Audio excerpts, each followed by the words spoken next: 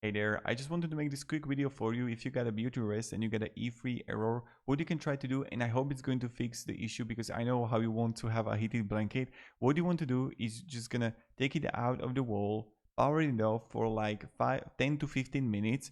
Just wait, it's going to reset, and that should probably fix the issue. Now, also one really important thing is that what I encourage you to do, don't have any blanket over this blanket. So there is also the question, if you have covered your blanket with another blanket, that will cause it to flash an error message and shut off. So don't have anything on your blanket, just have it just the blanket by itself. Try to unplug it for about 10 to 15 minutes and you're gonna see if it's going to actually work and reset for you or no, and I hope it's going to fix the issue. So you don't have to buy a new one or send it to manufacturer to send you a new one. So thank you very much for watching. And I'm sorry that you're gonna get this error and it's like frustrating.